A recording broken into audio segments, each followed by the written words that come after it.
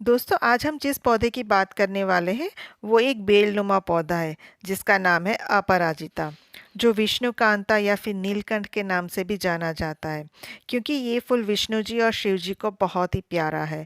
तो ये एक शुभ पौधा है, तो इसे आप अपने गार्डन में ज़रूर ऐड कीजिए। तो आज इसके बारे में डिटेल में बात करेंगे कि इसको सॉइल कैसे चाहिए, फर्टिलाइज़र कौन सा देना है, कितनी सनलाइट चाहिए, पॉट साइज़ क्या होगा, इसमें कोई पेस्ट अटैक होता है या नहीं, प्रोपोगेट कैसे करना है। तो वीडियो में अंत तक बने रहिएगा और पसंद आए तो लाइक शेयर कमेंट कीजिएगा और चैनल पर पहली बार आया है तो बेल आइकन प्रेस करके सब्सक्राइब तो कर ही लीजिएगा। तो हेलो फ्रेंड्स, मैं रश्मि स्वागत करती हूँ निर्मेश गार्डन में। दोस्तों ये एक हार्डी प्लांट है और बहुत आसानी से लग जाता है। इसके फूलों के कलर की बात करें तो एक नीले कलर का आता है, एक सफ़ेद कलर का आता है, उसके अलावा एक पिंक कलर का भी आता है, लेकिन मैंने नहीं देखा कभी। और ज़्यादातर नर्सरी में आपको नीले कलर का और सफ़ेद कलर का फूल ही देखने को मिलता है। लेकिन इसके फूलों की जो पेटल है उसमें डिफरेंस होता है, जैसे ये डबल पेटल है जबकि मेरा वाइट वाला है वो सिंगल पेटल का है। मैंने दोनों एक ही गमले में लगा रखे हैं। और डबल पेटल का जो नीले कलर का फूल है वो देखने में वाकई बहुत सुंदर दिखता है। तो अगर आपको कहीं मिलता है तो आप इसे ज़रूर से ज़रूर लगाइए। अब नर्सरी में भी ये आसानी से मिल जाता है, मतलब कि 30 से 40 रुपए में ये मिल जाएगा।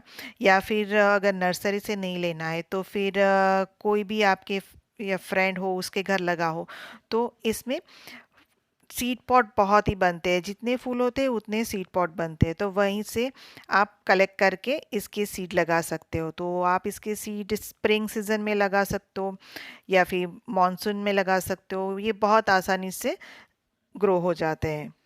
आप सिर्फ एक बार इसका प्लांट ले आओ, फिर ये आपके गार्डन में हमेशा रहेगा क्योंकि इतने सारे सीड बनते हैं कि अगर आपका एक प्लांट खराब होता है तो आप दूसरा प्लांट बना लोगे। फिर अगर पॉट की बात करें तो पॉट साइज़ की हम बात करते हैं तो ये जितना इसकी बेल चढ़ती है तो ये ऊपर की तरफ बढ़ता है, तो जितना ये ऊपर की तरफ बढ़ता है उतना ही नीचे की तरफ इसकी रूट भी बहुत तेज़ी से बढ़ती है। तो इसे आप 12 इंच या उससे बड़े गमले में लगाएं। वैसे तो मिट्टी का गमला बेस्ट होता है, मगर नहीं है तो फिर प्लास्टिक या सीमेंट के गमले में भी लगा सकते हैं। देखिए मैंने भी सीमेंट के गमले में ही लगा रखा है। फिर बात करते हैं प्लांट को लगाने के लिए हम किस तरह की सॉइल मिक्स बनाएं। तो वैसे तो ये एक हार्डी प्लांट है, ये इसकी बहुत सारी कुछ रिक्वायरमेंट नहीं होती है, लेकिन कोई भी प्लांट लगाने के लिए हमें वेल ड्रेन मिट्टी बनानी पड़ती है।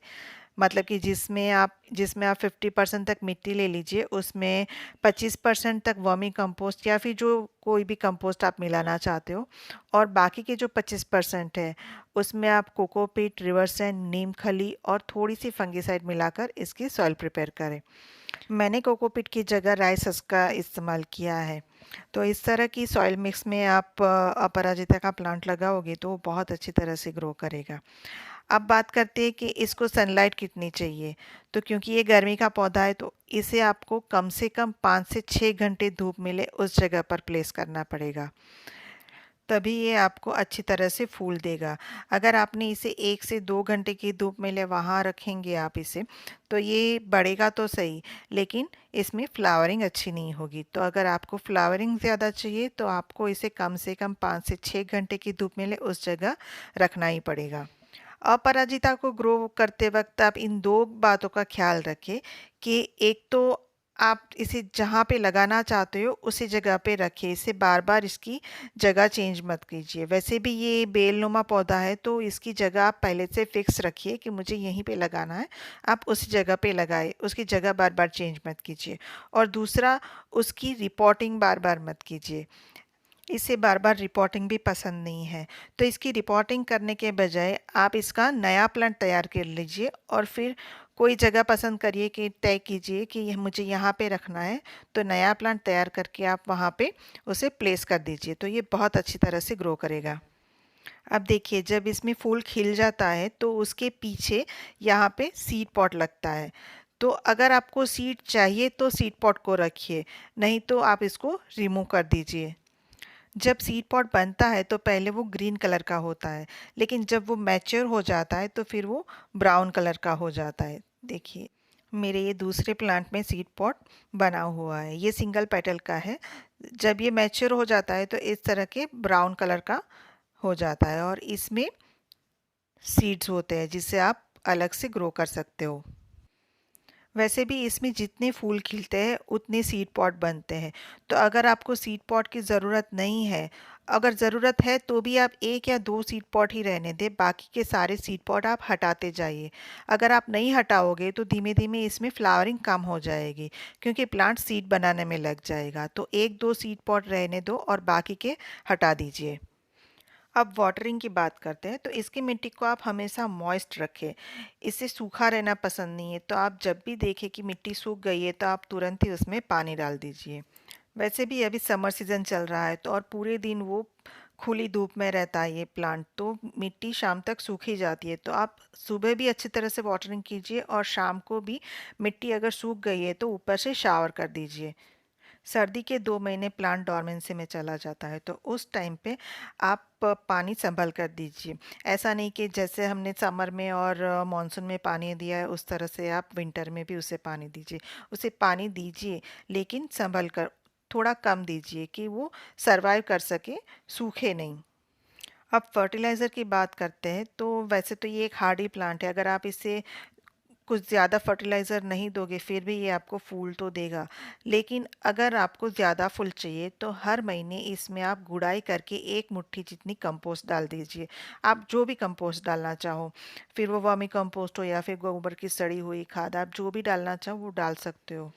लेकिन मई और जून की तेज़ गर्मी में आप इसमें लिक्विड फर्टिलाइज़र मिलाएं, जैसे कि बनाना पील फर्टिलाइज़र हो गया, फिर अनियन पील हो गया, फिर वर्मी टी कंपोस्ट हो गया। इस तरह से आप इसमें हर महीने बदल बदल के लिक्विड फर्टिलाइज़र मिलाएं।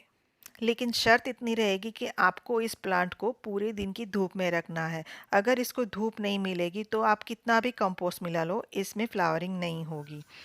और फिर भी फ्लावरिंग नहीं हो रही है। कभी-कभी क्या होता है कि प्लांट्स अपनी लीफी ग्रोथ ज़्यादा बढ़ा लेता है और वो उसकी सिर्फ पत्तियां ही निकलती जाती है, उसमें फूल नहीं आते।